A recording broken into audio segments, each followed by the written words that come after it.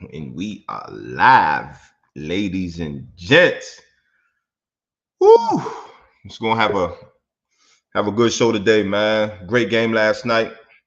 Super Bowl. Yes, sir. All right. Congrats to the Rams. Um, Close game, tight game. I think everybody enjoyed it. 23-20. Rams came out at the end, smashed Stafford and company. Leading them down the field, one last drive to end the game. So again, man, shout out to the Rams, Aaron Donald, Cooper Kupp, MVP, Matt Stafford. We're gonna talk about that. Has a narrative change on Matt Stafford. Is he a Hall of Famer, Hall of Fame QB? Talk about OBJ, man. We got a lot to talk about. A lot to talk about. Yeah, G.I. Joe, man, get on that boy D Butt, man. That spectrum is coming into full effect. Yeah, Steve, man, we're gonna talk about some of the penalties that were called, some of the penalties that weren't called. We got a full show, man. So y'all stay tuned. Um, we'll be back. We'll hit you with this intro. Y'all get y'all questions and stuff ready, man. It's gonna be a real good show. Let's get it.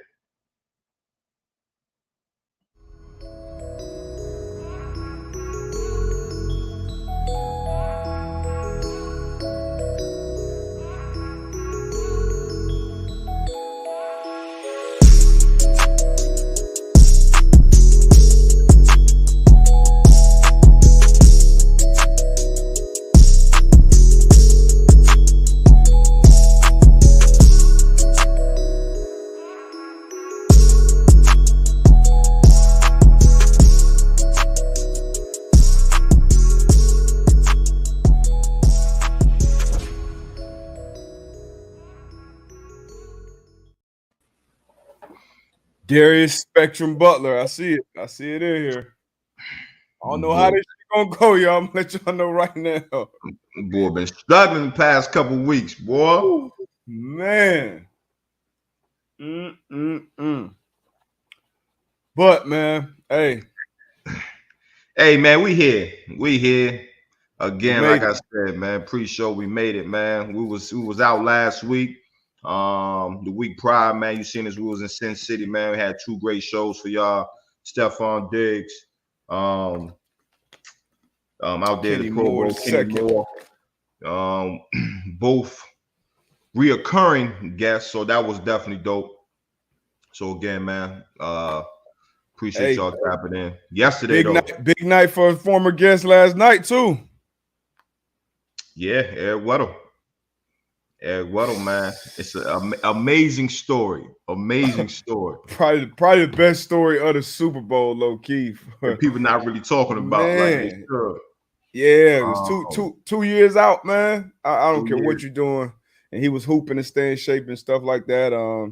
This system wasn't the same system, but for him to come in as late as he did and then have the green dot on, so he was taking the calls from the sideline, communicating to his teammates. Uh, had an injury early on in the game that AB's very familiar with. Man, I told D Butt when you seen when I saw him grabbing at that spot, and that's where you feel it, man. And unfortunately, man, I tore both of my pecs, and Mm. both times I tore them, I did the same thing. It was that same spot. And they put the shoulder harness. It was the same shoulder harness that I wore after I tore my first one when I had the first one surgically repaired. Mm-hmm. So for him to even finish that game, I tip my hat off to him because I know I tried to finish when I tore mine, but it was no bueno. So again, man, salute to E Weddle, man. Like D Buzz said, alum of the show, and we definitely gotta get him back on here and just For talk about how sure. it feels to be able to be under that confetti, man. It's a beautiful feeling. Man, it looked dope, man. It was dope for a lot of people. It was either way this game went, honestly, I feel like I would have been happy for the winner. Obviously, the Joe Burrow story and the Bengals, their turnaround story, that would have been crazy from going picking number one to a couple years later with a revamped defense. All that I would have been, happy for them as well. But the Rams, man, at home, Aaron Donald, there was some talks about him maybe this being his last game. And you saw his emotional interview after the game. Odell, you saw he was emotional on the sidelines. He got hurt early, but still made a stamp on his game. Still had his imprint over his game. Matt Stafford, obviously, which you'll get into. Sean McVay. It was some talks about him walking away too. So Rams went all in, man. They went all in. They said, "Damn them picks.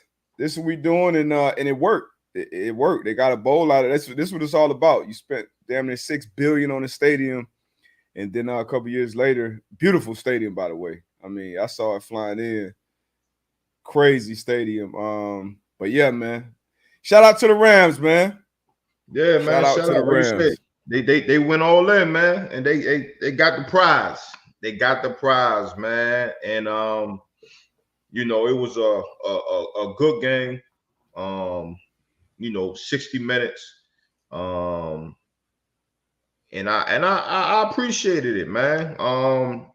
Starting with, Matt Stafford, he got a lot of hate as far as, he wasn't a good quarterback or whatever the case may be, but he came in. I don't think people said that.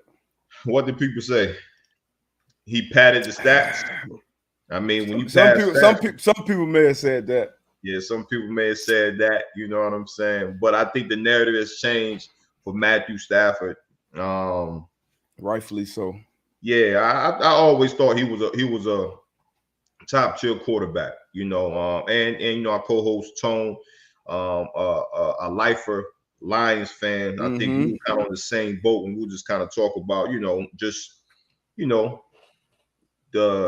the organization that he was with the Lions, and kind of the bad rap that he got. Didn't have a playoff win coming into the year.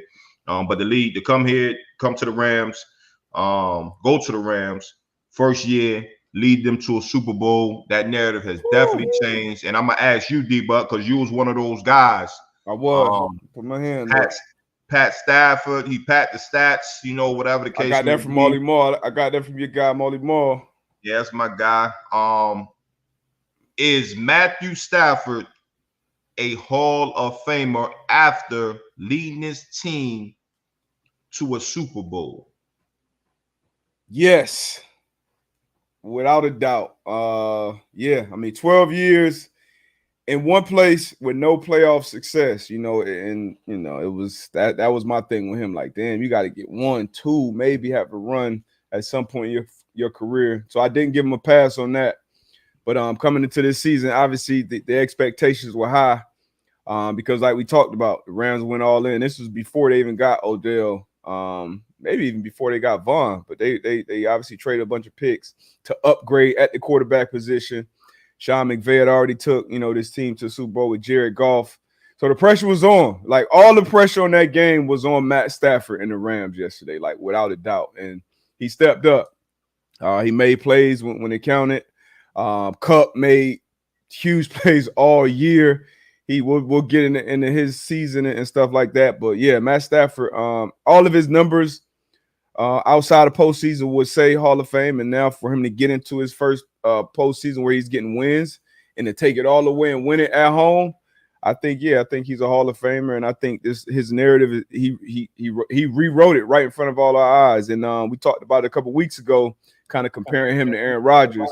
I still think A-Rod, obviously, that step up. But Matt come back next year, make another run at it, even if he don't win it, I think even that narrative changes theirs. But to answer your question, Matt Stafford, one of your guys, is definitely a Hall of Famer.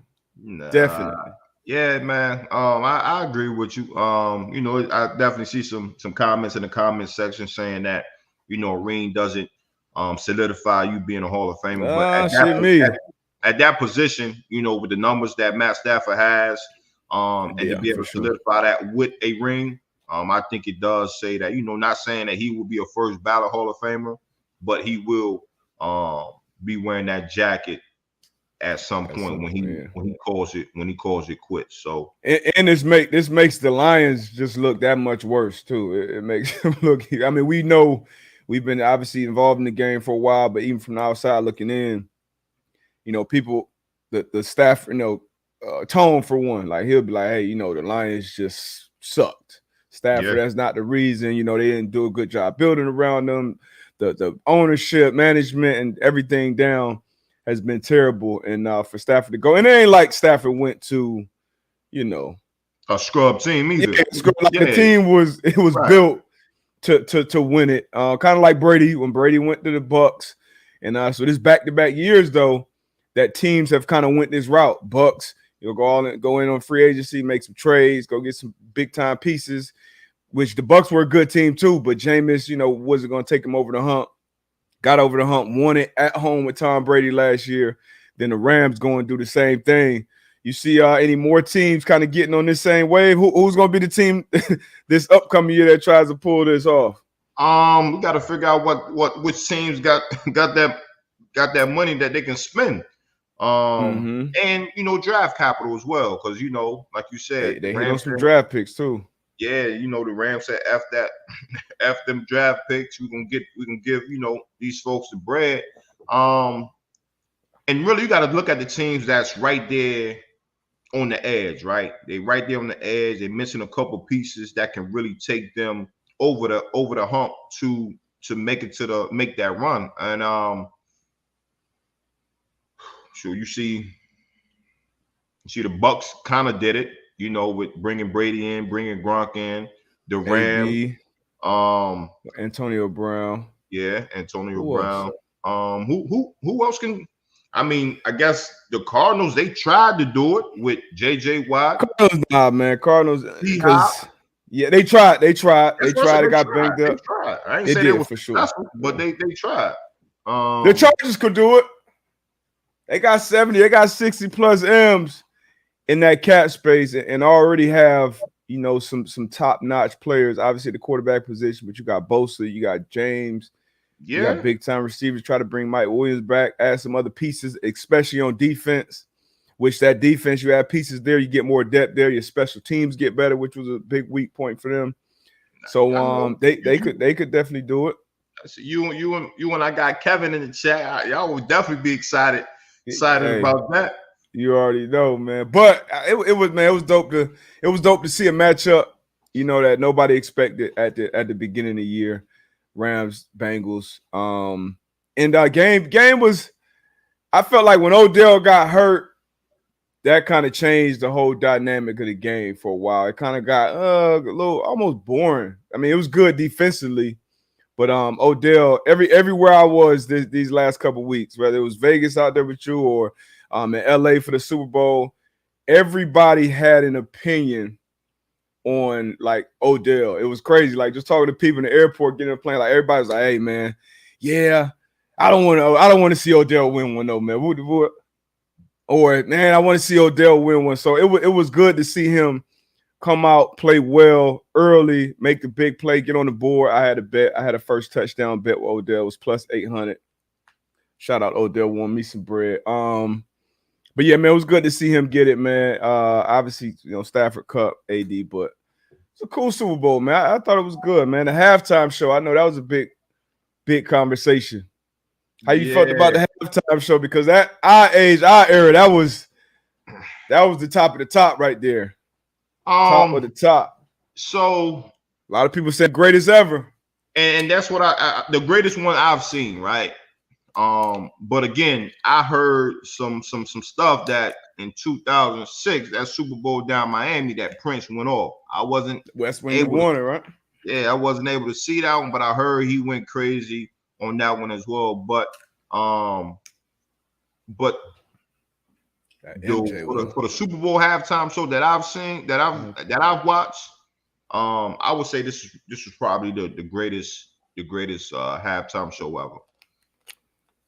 Is up there, and I feel like we're gonna be biased because, like I said, these were the artists of our generation. You had, you know, 50, Eminem, Dre, Snoop, you know, Dre and Snoop. They've been around forever. I feel like for everybody's generation.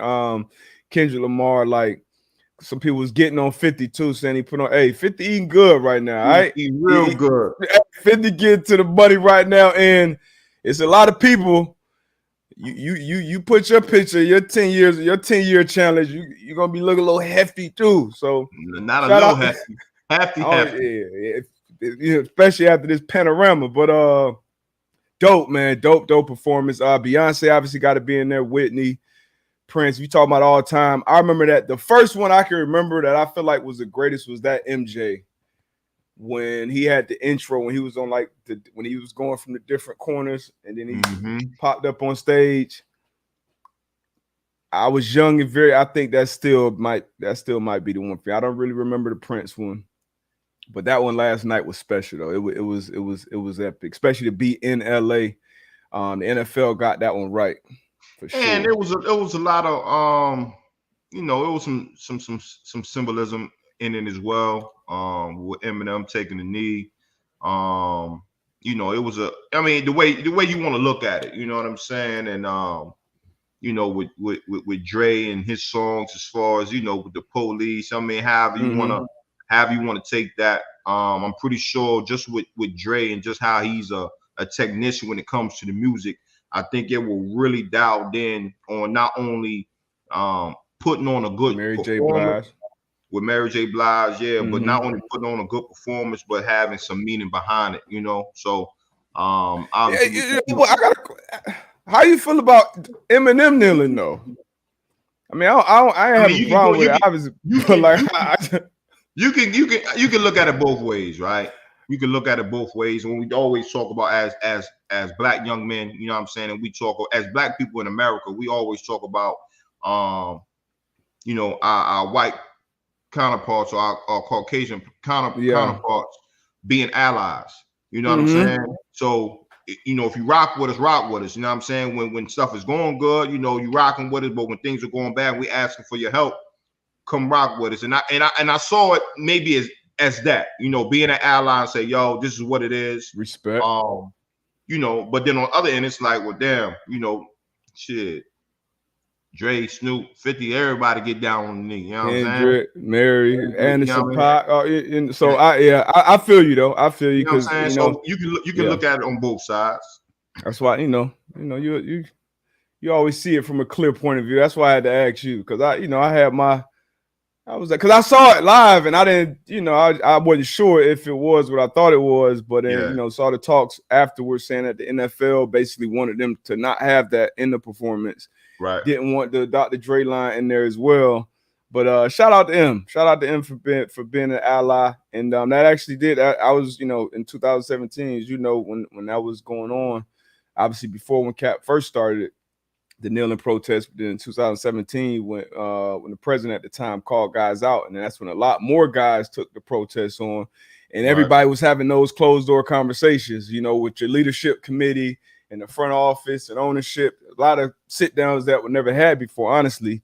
And that was one of the questions one of my former teammates asked, because Rashawn Melvin, actually, because he was one of the guys that knelt as well. And he kind of looked around at the white guys in the room, coaches, players, and like, well, why? Because we ain't here talking about why we did kneel or why didn't y'all kneel? Yeah. So we kind of put him on the spot and asked him that question. So I definitely respect it from him. But yeah, that was definitely a question, like why M and nobody else. But I respect it, man. Need that allyship. Nah, for sure. And the point, like, performance was excellent, man. It'll go down as one of the best ever. I'm sure everybody will have their own biases. Some people probably hated the halftime show, but I loved it. Everybody I was with loved it. Epic performances. Love to see it, man. NFL got it right. I wish in LA. I wish the halftime show was a little longer. Question: Did the Super Bowl seem like it went by a little faster than previous? Nah. I honestly felt like it just lacked. It lacked those dynamic plays. I feel like, you know what I mean? Because like in the Super Bowl, you just used to those either dynamic players or plays just happening. But I feel like it wasn't a lot of that. It was good defense. It was good defense on both sides of the ball. The Bengals defense, I mean, it was pretty much no run game. They were eliminating the run game. Once Odell went out, it was easier to kind of key on Kupp until that last drive. That's when Kupp came back alive. But they were doing a good job, locking down Kupp. And then the Rams as well. The Rams was getting after. They got the big play with Higgins when he got away with that face mask. Yeah. On the Rams. And I see people talking about the refereeing in this game too. Like it went both ways. I felt like the refs did a good job of trying to stay out of it and letting them play. They did At a the great end, you job had some until the end. Well, until I would say it was 2 calls. I think it was 2 calls. Which one? The one with the Higgins and Ramsey, the face mask. Big that miss. was missed. And then at the last drive, when the 55 on that PI, I think that was a tough call. I would say it was a tough call. Other than that, I felt as though the refs did a pretty decent job. I'm with you. I think they did a pretty decent job. Them 2 calls, one that wasn't called, one that was called. Other than that, I think they did a fairly decent job. And they were, those are 2 different teams, and they were big. They were big calls, but the Rams got one, Bengals got one, and it was also another call too when Kupp caught that the one that offset when he caught that tough touchdown in the back of the end zone and got smacked and held on to it. So it's nothing to point. I think even if you're a player in that locker room, it's nothing to point at the refs and say, take it out of the ref hands, man. Yeah, I think the players made plays. But speaking of players making plays, man,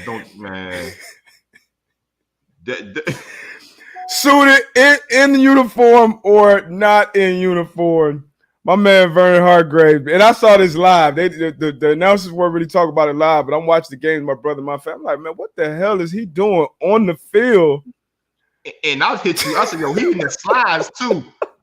He in the flip-flops though. Like man. Man.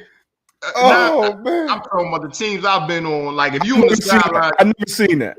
You gotta have some shoes, yo. You gotta have shoes on. You know what I'm saying? My man out there in the slides. With the slides. AirPods in. And when I saw it, it wasn't like he ran down the sideline and he on the sideline in the end zone. He's almost on the other side of the end zone. Like I thought I was tweaking, bro, because I couldn't really hear the audio at that point. But I'm like, yo, bro, what is he doing? And this was a crucial point in the game too. This was obviously after a big interception, Bates. For sure. I'm thinking, after interception, it's a touchback. You go out to the 20, unlike the kickoff on the touchback is to the 25, unless that rule is changed at this point. But they, this was half the distance or a 15-yard penalty, So this is, and they didn't get points. Obviously, that's 2 minutes. Every second counts. All that field position counts. So I don't know what he was doing at halftime. I know my man was tucked off in the bathroom. Oh man, sitting on the toilet fully dressed. You talking about he got caught in the moment? I said, nah, f that moment, man. Like you tripping, man. You tripping. Yeah. Hey man, my man was caught in the moment, man. Big moment, Super Bowl.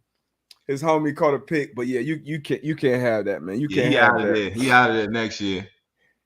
I'm surprised. I don't know. Did he make it out in the second half? Man, that was wild. That was a wild moment, man. But I got some beef though. I got beef.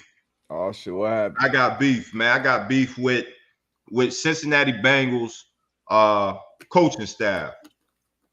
So I haven't heard it. I've been watching some shows this morning, last night after the game. I got beef. So you got 2 weeks to prepare for this game, right? Yep. And I'm not gonna say I'm a expert or a genius, but I played this game long time, 14 years. I call you an expert and a genius when it comes to this game. I played this game for a long time, and knowing that, and I went for I was going for the Bengals. Think the Bengals could win. The one thing I had a concern about was the O-line. I feel as though that this coaching staff on the offensive side didn't help this O-line out at all. Now, throughout, I would say three quarters of the game. What you want to do, man? You got to run screens, man. You got to go no huddle, man. You got to go up tempo, like you got to. But D-Butt, I feel as though I had two of the best rushers I was able to play with. Yeah. And if you went up tempo, no huddle, that's gonna slow the rush down. That's gonna slow the rush down. You can get tired. You're not gonna be able to. You're not gonna be able to substitute. Like I feel as though we didn't see any of that. We didn't see any of that. I feel as though when Joe Mixon got it going a little bit in the second half, I feel as though they went away from that. Again, like why you playing in the Super Bowl? Why is unless Joe Mixon needs oxygen, keep him on the field. And again, like I said, like go up tempo just to keep him off a schedule, man. I didn't see any of that on the defensive side of the ball. That last drive, I don't know what happened. Again, Cincinnati, they played great this season. In the playoffs, they played great. Nobody expecting to be a Yeah, the coaches, they put them in great situations. But again, having 2 weeks of preparation, obviously I know it's gonna be tough. Got to beat us left-handed. We're gonna double Cooper, like you said, double him as soon as he gets off the bus. You understand what I'm saying? And OBJ, you got another great talent on the other side, and he was eating. And I hate to see how OBJ got hurt, but when he got hurt, I hate to see it. When he got hurt, Kupp should have had 6 eyes on him at all times. And when they were playing man, I felt like they were doing a good job of bracketing him. It was a couple of drives where you saw Stafford just kind of drop back because once again, the run game was eliminated from the Cincinnati's defense standpoint. Like Herbert, Wilson, Hendrickson, everybody, like the run game was done for the Rams. So you see Stafford, once Kupp was doubled, he was throwing shots to Jefferson and 18, these other guys in man coverage just wasn't hitting. But every time they got in some type of zone or something, Kupp found the window. Boom, hit him. And then once you got near the red area, you know that it don't matter what you do. You just got to get a guy on the guy at that point, and Kupp is gonna win those matchups. So, but even down there though, like I'm not getting on the plane or on the bus, sit back and say, well, you know what? You know, we had Eli had Apple on Kupp the last couple of Jones man to man, and I'm okay with that. Nah, I can't be okay with that, D-Buck. Nah, not at all. I feel you. I even the flag that Wilson got when he because the flag, and you said you didn't like the call, and it was a ticky-tack call. But the reason, so it was a bracket, right? You got a bracket. Wilson you got Wilson on. Yeah, you got Wilson. It was kind of like we playing like 7 or Vegas or something like that. Mm-hmm. So you got that linebacker. Hey, you got the inside part of the Kupp. I got you on the outside.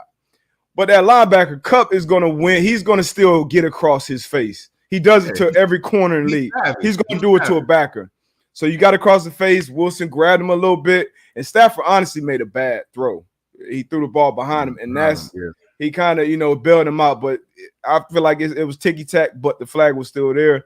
But you go man to man. You get one of your best corner guys, cover guys on 10 with help. And then you live with somebody else beating you, especially with 3 hurt. Yes, I'm cool with that. But them last 2 where Eli got the penalty, he was holding on for dear life, praying and wishing and hoping. And then he scored. Like, nah, like I can't. We bracketing down there. We doing some type of uno. Uno means you the number 1 receiver or deuce or Trey or whatever the case may be. So wherever he is, we're doubling him. When he's down here, especially with OBJ out of the game, we're doubling him. And I'm just sitting and then the coach is gonna go back and watch that film, and hopefully they don't got no 9mm about it on the table now. But it's gonna be rough, man. This is the thing, and you can't. We talked about it, man. We talked about it. And we knew coming in this game, everybody was saying the same thing. Like you said earlier, can you mix it up, run, screen game? How are you gonna help protect Burrow against these? Because you got Aaron Donald, you got Von Miller, you got Floyd for one game, for the money, for the gusto, you're going to get your best. So you got to have a plan there. They did an okay job, but we knew that was the weakness. You're not going to get any new players from those 2 weeks you got to prepare. But outside of that, like on defense, they weren't a heavy man-to-man team, but that got to be the plan. We got to get sticky. We got to get a press. When they were getting the press on Kupp and getting that help bracket over whatever, they were doing a good job. You just got to stick with that. Don't switch it up. My thing, why did they go away from that in that last drive? That's what I'm saying. That's when you get into your, all right, this is who we are. This is what we called it. Like that shit got to adjust, especially when 3 goes out. bro. Because how the game was starting, it was like, hey, shit, we might have to keep this safety over top of 3. Man, because my thing is like even And they got man, we it's pros, gonna be right? tough. Even if we did have that in the game plan, like we got to make some type of adjustments on the sideline, like because that last drive, I'm looking at the game, I'm like, For the yo, money. like, Hey, do y'all understand? Like this is for the gusto. Speaking of, I mean, Whew. this is wild. You know, the Triple Crown offense, Triple Crown, which hasn't been done in the NFL since 2005. Steve Smith. That's when you lead the league in catches, you lead the league in receiving yards, and you lead the league in receiving touchdowns. So we did that during the regular season. Won the Offensive Player of the Year. Ended up winning the Super Bowl MVP. Only other receiver to do this in history is Jerry Rice, and he did it over his entire career. Cooper Kupp did it in one season. So in the big game, 8 catches, 92 yards, 2 big tugs. Yeah. Was this the greatest single season for a wide receiver from wire to wire that I've seen? I would say yes. So we saw the Megatron year. I'm trying to think of some other crazy seasons. When Randy Moss, when they went 19-0 until they got a Super Bowl loss, when he scored 23 touchdowns. We've seen some special seasons, but this one was special. Full 21 games, postseason included. 178 catches, 2,425 yards, 22 touchdowns. Once again, Triple Crown, unanimous first team All-Pro, most catches in a single postseason with 33, the Super Bowl MVP. So yeah, I'm gonna go out here on a limb and say that this was the great's single season. That's not no limb. By a receiver, man. That's no limb. His story gonna be crazy, man. Underdog. Yeah, it is. And I'm anxious just to see where he goes from here. Yeah. You understand? And just think about if they bring back OBJ and then Robert Woods comes back. Like if they can keep this together, hey, you might add something, you know. OBJ already came out and said he'll give a home. I'm not a fan of him coming out saying that, but he came out and said, you know, he'll be interested in giving him a home team discount. He's smart. You know how much money he getting off the field? Like, I feel you, but you don't gotta let him know that right now. Yeah, no, you right about that. You right about that. With this though, but he ain't leaving LA. Nah. Cooper Kupp, Super Bowl MVP, 8 catches, 92 yards, 2 tugs. Are you okay with him being that MVP, or do you? Yeah, he was my pick. He was your pick. He was my pick. After the game, it was you know, it could have went to Stafford. It could have went to Aaron Donald, obviously 2 sacks, and then you got the game-ending sack, which once that fourth quarter pass rush, you talked about it early, playing with Freeney and Mathis. Like you go into that game, like that's one of the most important, critical things that a defense can have is a fourth quarter pass rush, especially when you don't have to send a blitz. So having AD, Vaughn played an outstanding game as well up front. But for AD, you know, to cap off, AD may have been a better story, especially with the talks of him maybe hanging up at the end and the argument of being the greatest defensive player of all time. But I was good with it going with Cooper Kupp because Odell went out the game. He put the team on his back on that last drive, scored a couple big touchdowns, even the one that got called back. So I was cool with that. Aaron Donald put the team on his back too on the defensive side with stopping that 31. And then the fourth down getting a sack, like, you know. Speaking up, we got another resume. Hey, Aaron Donald, 8 years, Rookie of the Year, Super Bowl champ, 8-time Pro Bowl, 7-time first team All-Pro, 3 times Defensive Player of the Year, 2010's All-Decade Team. That's the buff PFF 90 plus PFF grade only every year. Missed, both not injury related. Yeah, so this is a tweet from Ari Mirov at My Sports Update. I think he's with PFF as well, but this guy's got some resumes, man. Yeah. So hey, look. So I think with Sean McVay, I think he came out and said, nah, he's not going anywhere. I don't But believe shit. yeah, I that's don't what believe I'm nothing. like. Yeah, that's in the heat of the moment, whatever the case may be. If I wouldn't be mad if Aaron Donald shut it down. What would he be, 30? 8 years, 8 years in. That's a Hall of Fame that's resume first right ballot. there. First That's ballot. Sure. When you go out, you want to go out on top, and you want to go out on your own terms. Man, 8 years, 8-time Pro Bowler, 7-time All First Team All Pro. Win the 2 Super Bowls. The first one he was kind of not a factor on the stat sheet. Obviously, we know he's a factor because you had to account for him every play. But for this game, like literally to end it on a big play from you, I wouldn't be mad at it either. Usually when guys walk away at 30, it's because it banged up. Megatron, Barry Sanders walked away from Detroit. But this guy never missed. I mean, that career, man. I know a lot of best defensive players that I've seen with my own too. I didn't watch LT. Didn't really watch Bruce Smith, Reggie White like that. Yeah. But from the guys that I have watched, I remember watching Prime Revis, Prime JJ Watt, even when he was getting 20 sacks and 20 PBUs, and Patrick Willis, P. Will, Luke Kuechly,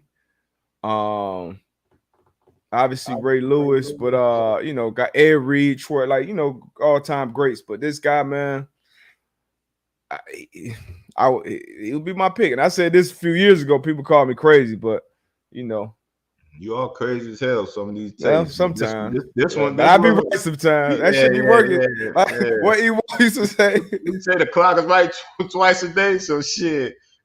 My shit always works sometime. But man, if he was to walk away, man, this would be a hell of a, still intact. Never missed the game due to injury. That's impressive too, man. Especially playing that D line. Yeah. That's one that in the trenches. That's O-line, D line. You get contact every play. Interior trenches, man. Yeah, man. So that was special, man. Special year. Ramsey, he had gave up some plays, but this is big for him too, man. Obviously, he went through a lot getting to LA. Liked it, man. Weddle, our guy, he went out on top after 2 years at the crib, and he took a shot at Telesco too in his post game. I wouldn't say a shot, but I missed that one. What did he say? He just kind of called him out, like shout out to Telesco too, on how shit went over there with the Chargers. Because remember he talked about it when he came on the show. So he's still salty about that. How they went about the business. Obviously they drafted him, gave him a chance, but he played there, gave him all pro years, and he didn't like how it ended.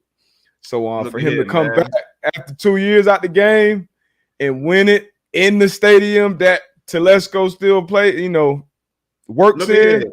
I mean, I feel him, man. I was like that for a hot second. You know what I'm saying? Just to have departure goals when you feel as though you give your all to a place or to an organization. You know what I'm saying? And for you to and knowing that we understand the business. We understand that it doesn't always go how we want it to go. Don't take it personal, AB. Hey.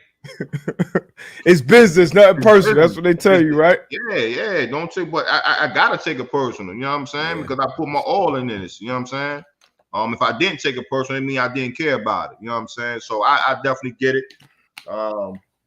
Since then, though, me and my guy, man, we on better terms. But so this was the tweet. Shout out to Weddle. Shout out. Big shout out to Weddle. This is the tweet from @Daniel R. Popper. Eric Weddle, unprompted. Quote, I also want to thank old Tom Telesco for the way that things ended in San Diego and showing me the light and giving me that motivation and that fire. I always said that Eric Weddle would get the last laugh, and I'm a world champ now. Close quote. So Sean Merriman, former Charger. He tweeted in response, "I don't get it, man. Everybody loves E-Dub, including us. No need to do this. You're a champ now and somebody we respect." It did Quandre Diggs responded to him and said, "Nah, talk your talk, dog. We always supposed to take the high road. Hell nah." So there you get it's different dynamics. People feel different ways about it, but I Yeah, respect it. You know, Weddle, he said it before the game. This is it. I'm not coming back. I already retired. Called him off the couch. Came in, did his thing. Wanted, so he ain't tripping about burning the bridge or something like that. And he's just talking from the heart, man. I don't think it was disrespectful. It is what it is, man. I like it. man. Shout out to E-Dub. Yeah, you got to speak your truth, man. Like I would hate to, and I think that's one thing that people got to do. Like you got to speak your truth. If that's your truth, you speak it. You get it off your chest. If it makes you sleep better at night, you do That's a that. fact. You know what I'm saying? And that's what he did. Like he spoke his truth when he was able to. That's something like you just said, D. But that's something that's been eating at him. Mm-hmm. Yeah, he and Tom Telesco, my guy. You know what I mean? We was in. No, he Yeah, was in India when he was I there. rock with Telesco too. I rock with Telesco, but at the end of the day, sure. Why don't you speak your truth, my man? Speak your truth, man. Another great that might hang it up. I think he was probably the first, not first. Don't get me the line. But he won the Walter Payton Man of the Year this year as well. 2-time first team All Pro. First player in the NFL. Hey, I knew I wasn't lying. First player in the NFL in history to start at left tackle at 40 years old. BCS national champion. Allowed just 60 sacks on over 16,000 career NFL snaps. No. And that is Andrew Whitworth. Big Worth out there. Man, amazing. If he's hanging up, which we expect him to. Another incredible career. So a lot of question marks with this Ram squad. You go all in and you kind of mortgage your future, so they say. But this is what it's all about: get one of them Lombardies. You win one of them, you can deal. You can deal with a lot for a few years. You get one of them in the building. You stats in stone in history. You get one of them. I love it, man. I love it. But see a lot of comments in here. We definitely got to get some interaction, some feedback from the fans on this last Overreaction Monday of the NFL season. It's been a great one, man. A great NFL season. We had a great playoffs, one of the best ever, and then a pretty good Super Bowl. It was some fresh blood in there, new teams, back-to-back now teams that have hosted it in their own stadium and won it, even though Rams were technically the road team last night. So that's wild too, but good stuff, man. But I'm gonna take this little quick break and then we can start chopping it up with some of the fans, some of the people, some of the listeners, watchers.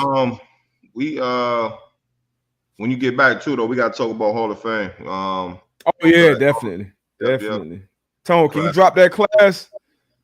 Yeah, I just shot him a text. Okay. Class 2022, man. Shout out Tone. Big shout out Tone. Yeah. Appreciate you again, Tone. Everything you do behind the scenes. It's back-to-back season. Our second season, we wrapping up.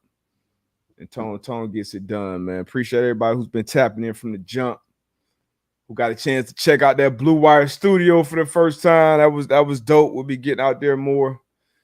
And that kind of, got me and AB mind cooking about some other stuff. We'll see. Yeah. But as D-Buck go take his break, man, y'all put some questions in the chat, man. Y'all rap with me. How long you celebrate Van Albright? AB, how long you celebrate our Super Bowl win? So we won that February. So we celebrated that March, April, May, June, until we went back to training camp that next year. It's a hell of a ride.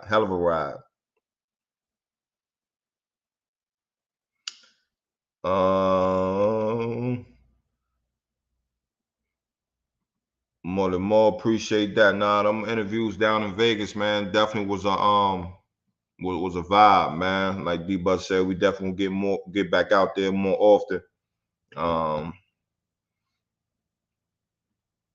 How y'all feel about Eli Apple talking junk leading up to the Super Bowl and then getting to? Hey, look, I'm all for talking that talk, but at the end of the day, you gotta be able to stand on that. And like I said, I think Eli was even a smart PR move being that, he's saying what he's saying, and then all up until this point, people were mentioning his name. So on that aspect, I think it was smart. But then again, like I said, when you talk that talk, you're gonna have that bullseye on your back. And he gave up 2. So that's definitely not a good look. So Brad Richardson, a good question. AB, what can Eli Apple do to get better? So I think it was just a lot of fundamental stuff, man. On the one where Cooper Kupp caught the touchdown, the back of the end zone, he had dirty eyes. He wasn't reading his keys, so he got lost. That could have been fixed easy if he would just had his eyes on his keys. Because Cooper Kupp didn't do anything, crazy. He ran off the line, ran a 7 route, but Eli was just staring in the backfield. And then on the second touchdown, I mean, great throw, great catch against a great player. Obviously some things he can fix up at the line. But for me, I was always a player. Look, I'm gonna let my play do the talking. But when you're a player and when you talk a lot, you're gonna have a lot of eyes on you. That means you're gonna have to play that much better. So, but Eli did what he did.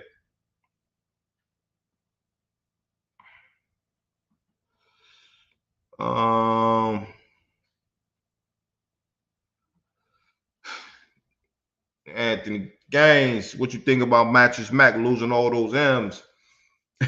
Mattress Mac, a big time hitter, man. Obviously, he betting that money, so he can swallow that. Pause. Losing them M's, man. Mattress Mac, I'm pretty sure he gonna get them M's back, but he a better man than me. He might have been playing with House's money though. Mattress Mac, man. He been betting big for a long time. G.I. Joe, would a coach keep Wentz? Would you, if you were GM? I don't think the coach keeps Wentz. And I wouldn't. I don't think I would. I would go elsewhere and try to find somebody, try to go make a play in free agency. You said what? I said you usually have patience. Yeah. I usually do have patience, especially when it comes to this football thing. But I also saw what I saw. So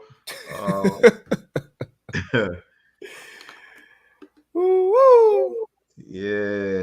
Shout out to Mattress Mac too. Before I heard you talking about, I know he took some L's, but like you said, he definitely not tripping on that. And he's based out of Houston, and Hurricane Katrina, Harvey, I think Ida, all these different big natural disaster. He always open up his furniture stores and house a lot of people. Obviously give him a bunch of mattresses and do all. So he's always done great things for the community out there. So I like to see Mattress Mac winning, man. Yeah. Mattress Mac, one of the OGs. When Osteen was down there locking motherfuckers out, my dog was letting them in. Shout out to Mattress Mac. Crazy. Drake, shout out to Drake too. Did he end the Drake curse? Is it over? Yeah. Yeah. Oh, I ain't gonna say it's over, but he definitely got on the positive side this time around. It might be over because everything in my football sense was telling me Rams, but everything else was telling me Bengals. Drake bet on them. When we was in Vegas, they were celebrating the Chinese New Year, and it's the year of the dragon. I mean, the year of the tiger. So I was like, man, it's a lot of shit going on in Burrow. Burrow got out with the suit. Now, after you lose, that suit got a whole different dynamic to it. No, you throw that suit away. Yeah, not throw it away, but you give it to Nah, give it away. Yeah, give it a good that suit looked weak after that L. So Pro Football Hall of Fame. Been a lot of talks about this year's class. Class of 2022. Yeah, Tony Baselli, Leroy Butler, Sam Mills, Richard Seymour, Brian Young, Cliff Branch, Art McNally, and Dick Vermeil. Congratulations to them guys, man. Again. Yeah, first and foremost. Yeah, congratulations to them guys. What was your thoughts initially when you heard of the new nominees. Not the nominees, but Yeah, they got in Shrine. I had some sources, so I knew, probably about a week ahead of the announcement. right. I think you did too. So we Yeah. we we, we knew the class, and it was you always first and foremost, you always happy for the guys that went in, because it's always well deserved. People waited, Baselli, Leroy Butler, a great Packer.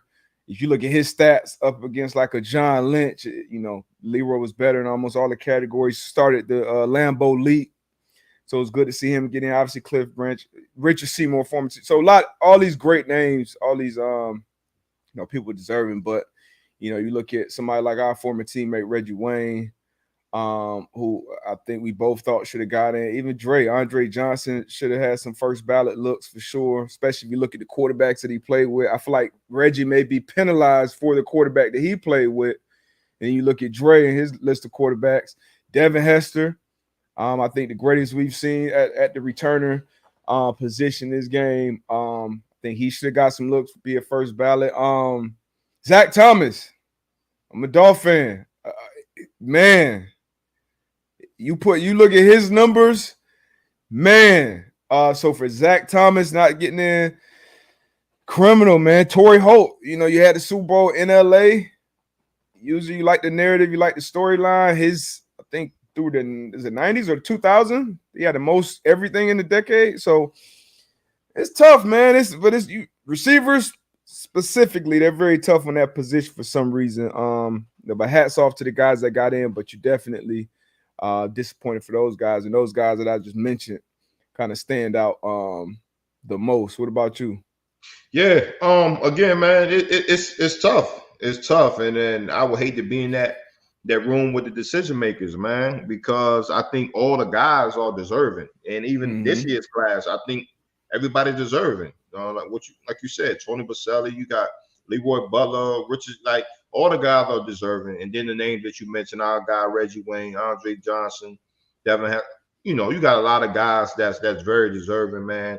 I just think it comes that time where it's like, you got to wait your time. And I think, Sam Mills, Richard Seymour, all Keep those guys are, pounding. been waiting a long time, man. It's just, again, I don't know what the criteria is. I don't know how you get to that point of like when you in the room, like, okay, this guy's gonna go in, or this guy's not. This guy's a first ballot. This guy isn't.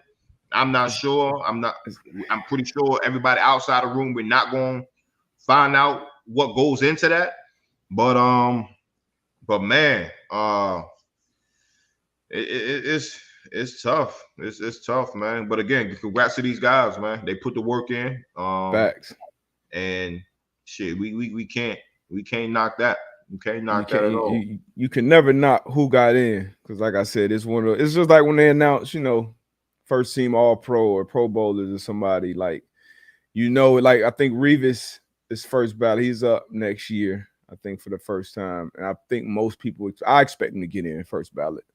But you never know. Like you said, what's the criteria? Even like somebody like Asante, the fact that Asante hasn't been a finalist, to my knowledge, is wow to me. Like, you look at his numbers, you see his impact, postseason stuff.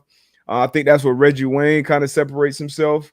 People look at the quarterback. You look at everybody else in that offense. Everybody else got a jacket. So we'll see, man. I ain't got the answers, but you need to get in there. You'll be up in a few years, so they put your numbers up there too. We'll see. I'll be in the media for some time at that point, so hopefully they got me in the room lobbying for you. Yeah, and I'll make sure you get in, cuz. Then I think next year you got Matt. Well, Mathis was semifinalist this year or finalist? Okay. Freeney is up next year. Yep. And we got Reggie. You know what I'm saying? So Mike, you got some work to do on our end for the coach. Somebody else that a lot of people thought would get in first ballot, DeMarcus Ware.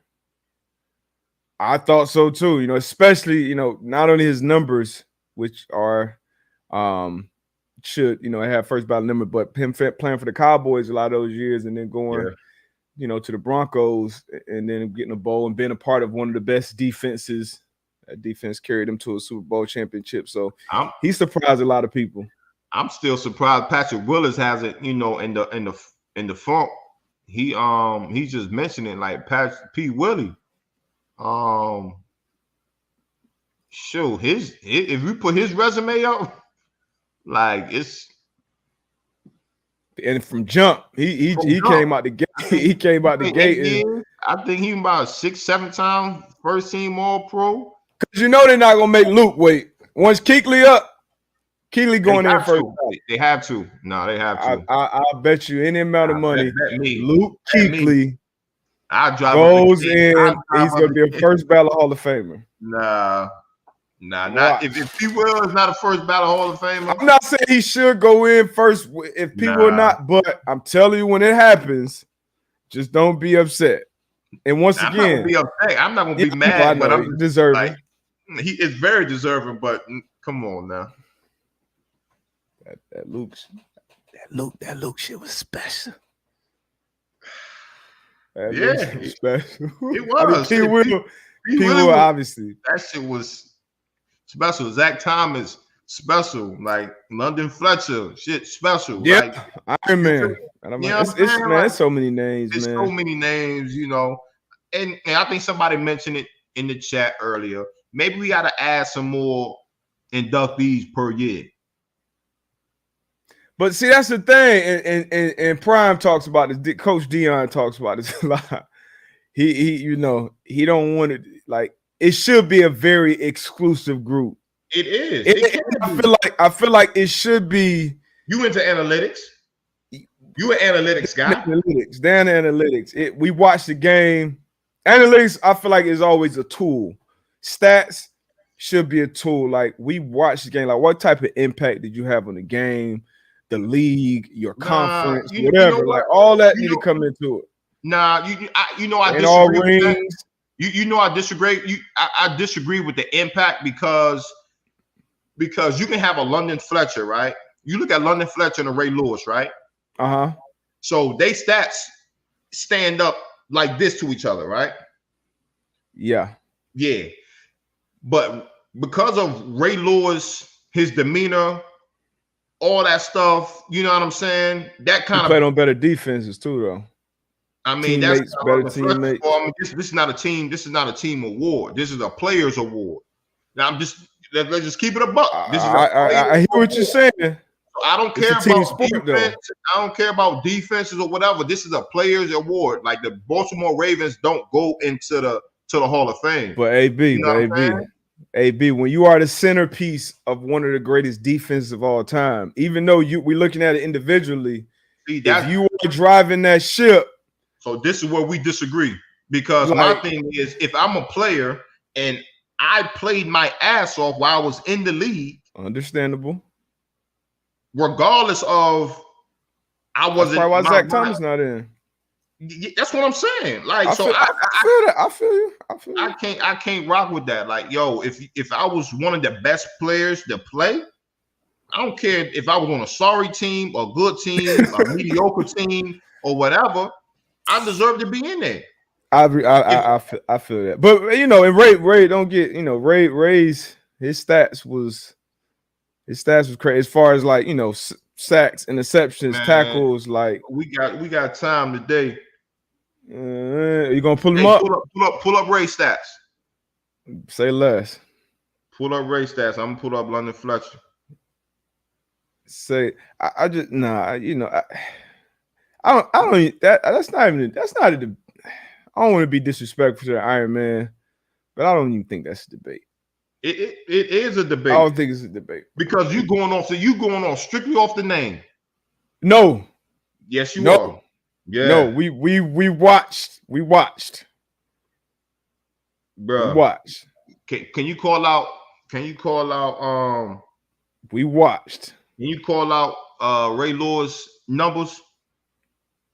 All right. Let's get a total. Hold on, it's going year by year. Y'all be, Somebody could throw him in there, but okay. So I guess AB is a stat guy. I'm a stat and impact guy. You want just stats or you want accolades? So, I mean, accolades like Pro Bowl. Let's start with accolades and let's work our way to the stats because the All Pros, Pro Bowls, that counts, right? But again, like you played the game, like cats made Pro Bowls that were not supposed to make Pro Bowls. Oh, all right, so let's go All Pro then. That's a more respect. That's we respect all. Yeah, we respect All Pro. 7-time first team All Pro. Yep. 2-time Defensive Player of the Year. 3-time second team All Pro. So that's 10 All Pros. Mm-hmm. Before we even get to the stat, that's 10 All Pro teams. Obviously Super Bowl MVP, 2-time Defensive Player of the Year. I already said it. I'm gonna say it one more time. All right, now we can work our way. Now let me get Iron Man's accolades as far as Pro Bowl and 13-time Pro Bowl. You don't want to talk about Pro Bowl. But. Hold on, I don't. Let me see. I ain't pull up his. All right, I'll go to the stats then until you get it. Yeah, so stats: 2,059 tackles, 41.5 sacks, 67 pass deflections, 31 interceptions, 17 forced fumbles, 20 fumble recoveries, 3 defensive touchdowns. I went on Wikipedia. You went to Wikipedia? Yeah. I mean, this shit ain't even a debate, man. So he let me see. He had 23 INTs. 19. It's London? Yeah, it's London. 23 INTs, 19 forced fumbles, 12 fumble recoveries, 39 sacks, 2,039 tackles. Yeah, so even in the stats, Ray got him in tackles, he got him in sacks, he got him in interceptions. I think you said London had 19 forced fumbles. Yeah. Ray had 17, but he had 20 fumble recoveries, and I think you said London had 12. Had 12. How many interceptions Ray had? 31. He had 23. And then 3 touchdowns, 3 defensive touchdowns. Yeah, he had 1 touchdown. So like you can't tell, like when you put the numbers up though, like they right there next to each other. I would say Hall of Fame numbers. I would say that, but like I said, comparing resumes. So what we talking about, bro? You say Hall of Fame numbers, but he's not Hall of Fame. He's not Hall of Fame material. I personally, I don't just do the numbers. So for instance, Trevon Diggs had 11 picks this year. Like Trevon Diggs' season, like if you just had to go one season and say, okay, based off one season, which one of these guys get in the Hall of Fame? Darrell Revis Island year or Trevon Diggs' 11 interception year? I think everybody will look at that Revis year and say that was the better year. Who's arguing that? We're not arguing that. I'm saying, but the stats will say Diggs had the better year. It's first time somebody has 11 picks since, I don't know, I think Everson Walls or some shit like that. So you would look at that based on the stats and say that was whatever. But like, so stats don't always tell the story. And then you look at Revis' year, he may have had maybe 3 picks that year or some shit. But we know watching the game, we know the impact going into that game. Number 1 receiver, you out the done. Defense shift. Y'all do y'all thing. I got this side of the field over here. Like, hey, look, I agree 1,000% on that. We talked about it earlier. Like, what type of corner would you have? And I said I would rather have a corner that I could lock down a number 1. And you said give you a corner. We talked about that. We talked about that. Yeah, so I agree with you 1,000%. But you can't tell me my man got Hall of Fame numbers, but he's not Hall of Fame worthy. I never said Iron Man wasn't Hall of Fame worthy. London Fletcher at this point in the game should be a Hall of Fame linebacker. I'm not arguing that at all. But so once you brought Ray Lewis into this, though. So you brought Ray Lewis into this. My argument was that's not an argument. Ray Lewis and London Fletcher that's not a debate to me. It's not a debate to me, but I'm saying if if you put London Fletcher numbers up against Ray Lewis, it's not too far from Ray Lewis. That's what I said. And I said London Fletcher he should be in the Hall. And you said nah. So like we can agree. So let's just both agree that London should be in the Hall of Fame. We agree that London Fletcher should be in the Hall of Fame, and we both agree that London Fletcher and Ray Lewis is not a debate. As far as like players. Like they're like resumes, players, like that's not an argument, right? We don't agree on that. Yeah, we agree on that. But the reason why I brought London Fletcher up because he has the numbers that should be in the Hall of Fame. Okay, I agree with that.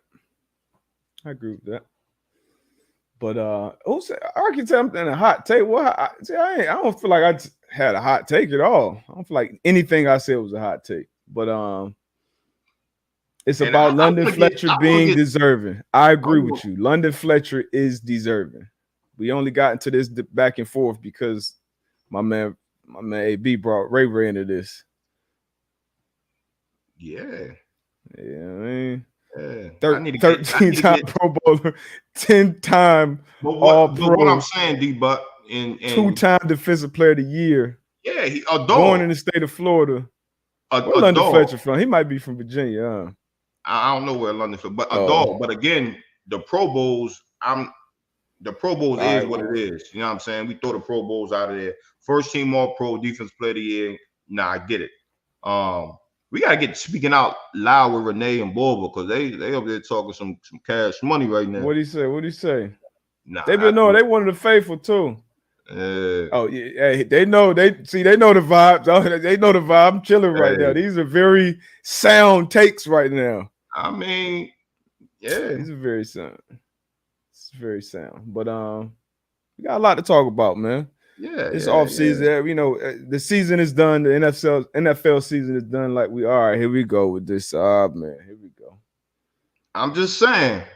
AB got the side by side up now. For those who are just listening, not watching. I'm just saying. You can't tell me they had identical numbers, and my guy only made 4. This is doctor. This is not what I saw on Wikipedia. Tone just put this in here. So what is the Wikipedia at? Hold on now, because forced fumbles. So this is what I'm saying. So like somebody got this wrong. This is Tone. He does this always. He does this all the time for us. Somebody got this wrong. Most solo tackles ever also. One.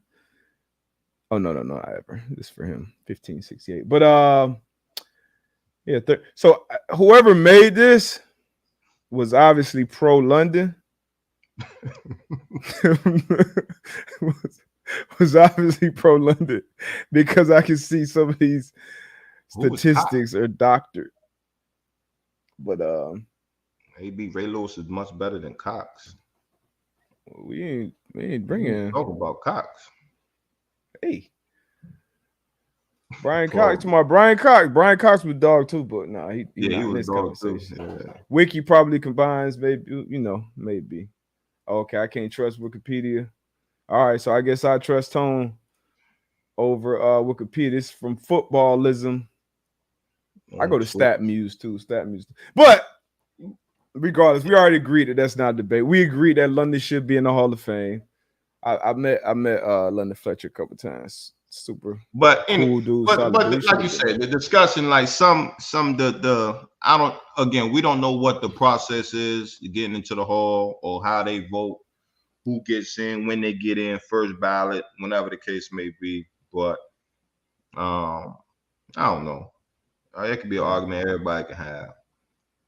Okay. Some people think Some people, I guess, confused according to Nakiba. Some people think y'all are talking about Fletcher Cox instead of London Fletcher. So we're talking about London Fletcher, linebacker for the Washington Redskins at the time, who are now the Washington Commanders. If they thought that, they don't know football. There ain't no way we It's a lot of people. It's a lot of people don't. Maybe it's too many people who don't know football. And this is why I prefer eye test combined with numbers, analytics, and all that stuff. Because anybody can put up a side by side, and obviously I'm not talking about you, but I'm saying anybody could just do that and say, oh, this player is better than that. Even with basketball, we see it all the time. Oh, this person had more triple doubles and more of this, more of that.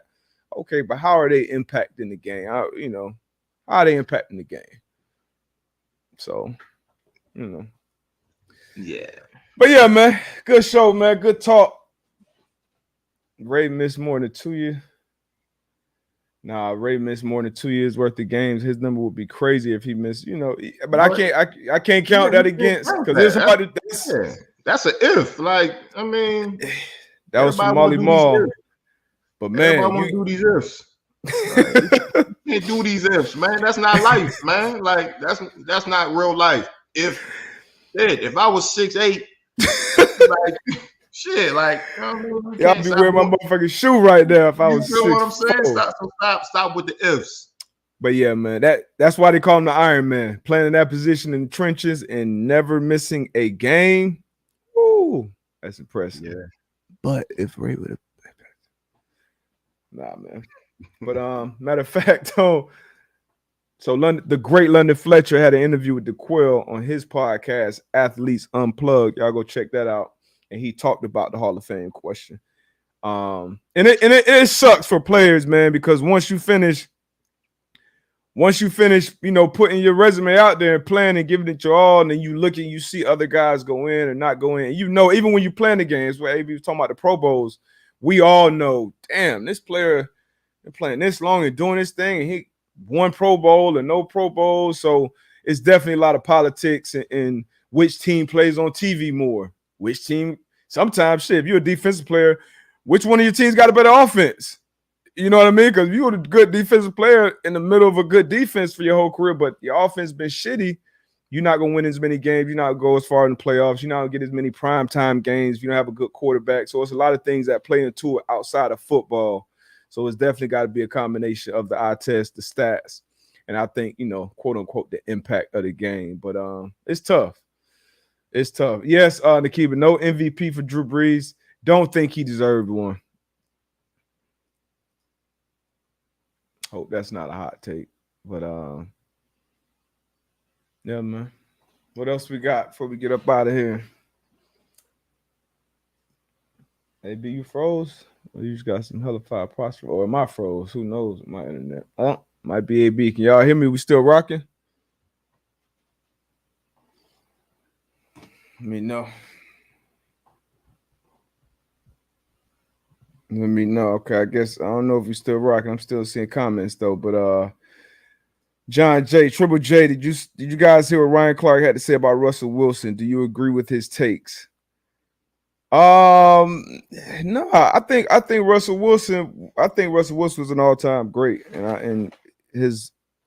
I know winning isn't a QB stat, but I think he was the quickest to 100 wins. Obviously, won a Super Bowl, and I put it like this: him and Russell Wilson and Andrew Luck got drafted in the same year. If Andrew Luck had, Russ went forever without missing a game and all that stuff. If Andrew Luck had the same record and number and Super Bowl wins and Super Bowl appearances, all those different things, same resume that Russell Wilson had, I think the narrative would be different. I think Andrew Luck, even when he walked away from the game, I think you would have had a conversation about him being the first ballot Hall of Famer and an all-time great quarterback.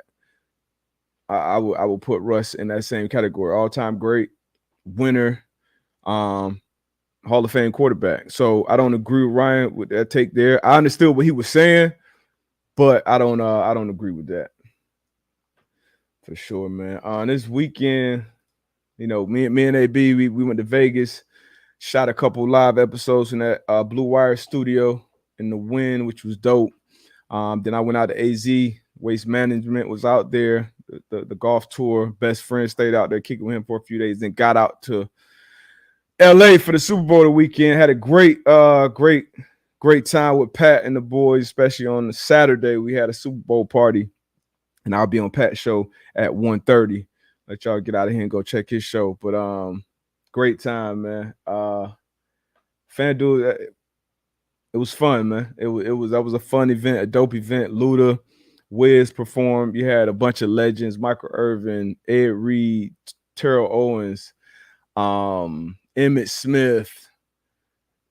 I mean, it was Joe Montana, Anthony Anderson. You had legends up and down. So it was super cool event, man. We had fun with it. I accidentally crushed one of the sponsors, but we had fun, man.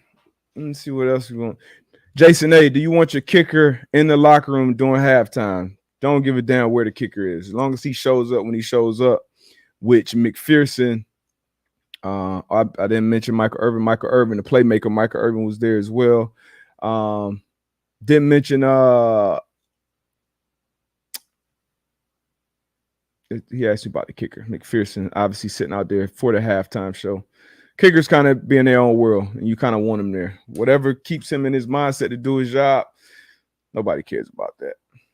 Yeah, I crush him on accident. It was just and that's why typically, whenever we work with ads and stuff, we only, we work with sponsors that is organic and stuff that we'll really use or whatever. I just got back to the set. Somebody asked me, what the hell is Irish Springs? Terrell Davis. I don't know if I'm Terrell Davis went up against Brian Urlacher. He definitely blew it. But sorry, Irish Springs. I love you, Irish Springs. But I just said the first thing that came to my mind when I see Irish Springs. But had a lot of Irish Springs in the house growing up. So shout out to Irish Springs. Yeah, all-time great. I said what I said. Russell Wilson, all-time great quarterback. All right, man. Everybody get up out of here, man. Ace Boogie said my Drew Brees might have been a hot take. 2011 Drew Brees was crazy. I just got shout out to Drew Brees. Shout out to Drew Brees, but I said what I said. All right, man. How's it hanging with all the boys? It's always cool, man. Every time I link up with those guys, it's a good time. Crazy outfits. They did their thing, man. It was a good time out there in LA. Like I said, I'll be on their show at 1:30. I don't even know how they're still doing it. They held it down. They crushed it the whole week on Radio Row in LA. They were all the talk, had Wiz performing on Radio Row. They running on fumes right now. Cristobal Lugo, any update on coaching in Indy? So I give you an update, and this is exclusive. A lot of people have left at this point. This is after hours right now. Had an interview with the Colts last week with the head coach, Coach Frank Wright, defensive coordinator Gus Bradley, DB coach Ron Mollis. Great interview. Talked to him, a lot of questions, good vibe, great interview. It went great. So I keep y'all updated on how that's going. It's a good talk. I enjoyed it. It was, some eye-opening things for me. I'm sure it was for them as well. But we'll see. We'll see where it goes. But rooting for those guys either way. But yeah, man, about to get up out of here. Appreciate y'all. Y'all slide over to Pat McAfee Show. Obviously live on YouTube right now, 12 to 3. A-Rod's 2011 year was even crazier, according to Triple J. Let me see. Kiba, most accurate QB in history, and was leading every QB stat when he retired. Barely. Who else said something about this, Drew? We'll talk about it. We got a whole offseason to bring up shit to talk about. But we'll see y'all on Thursday, potentially. May take a little break after this long season.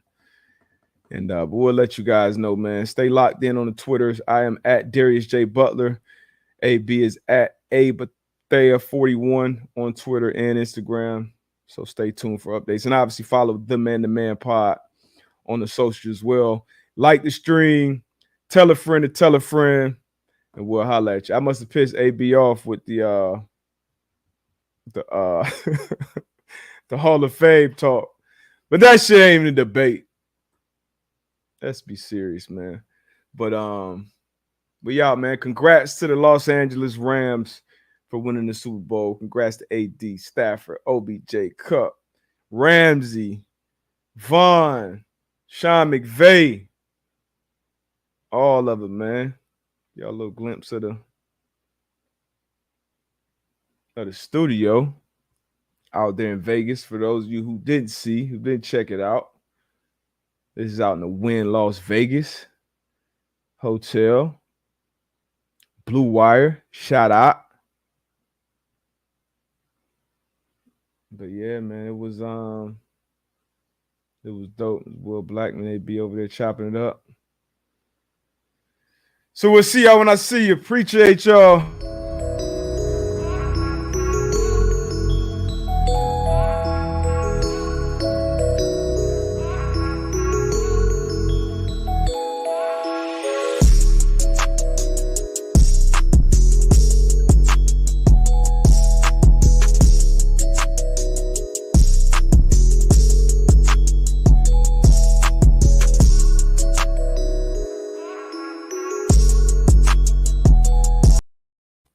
See a lot of back and forth in these comments with these Breeze takes. Hey, if you want to keep any argument or debate going with me involved, just use the hashtag M2M Live. And I jump my ass in there and give my 2 cents as well. But I'm usually right. I know y'all say these takes be hot, but it's 2018. November 19th, 2018. Aaron Donald is the best football player I've ever seen play the game. So y'all be calling these takes hot. I just be early, man. But hashtag M2M Live or at Man to Man, at me. Talk some shit all day, every day. I'm out.